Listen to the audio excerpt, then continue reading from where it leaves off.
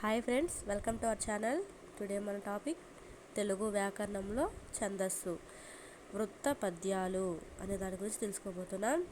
వృత్త పద్యాలు మొత్తం 5: ఉత్పలమాల, చంపకమాల, శార్దూలం, మత్తేవం, మత్తకోకిల.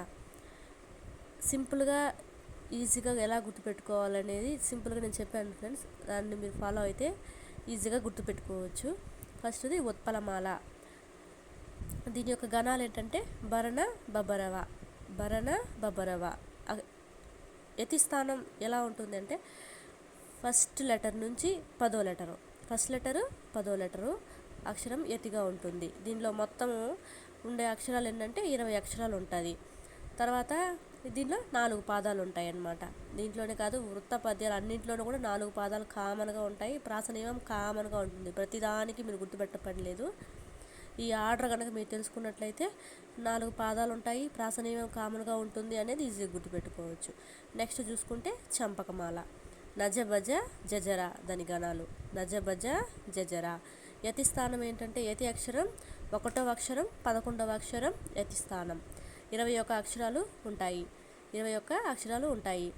నెక్స్ట్ శార్దూలం. శార్దూలం యొక్క గణాలు మస జస తతగా, మస జస తతగా. యతి అక్షరము 1వ అక్షరం 13వ అక్షరం యతి స్థానం. దీనిలో మొత్తంగా 19 అక్షరాలు ఉంటాయి. నెక్స్ట్ చూసుకుంటే మత్తేబం. మత్తేబం గణాలు సబరణ మయవ, సబరణ మయవ, సబరణ మయవ. నెక్స్ట్ యతి అక్షరం ఏంటంటే 1వ అక్షరము 14వ అక్షరము యతి స్థానం. 21 అక్షరాలు ఉంటాయి, 21 అక్షరాలు ఉంటాయి.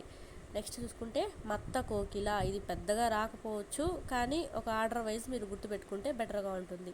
మత్త కోకిల.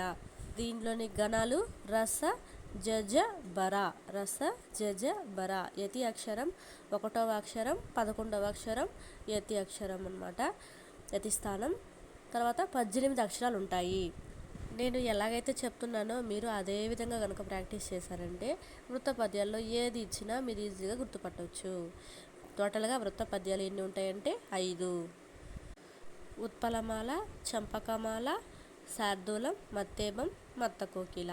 ఈ 5ంటికి కూడా ప్రాస నియమం ఉంటుంది. అన్నింటికి 4 పాదాలు ఉంటాయి.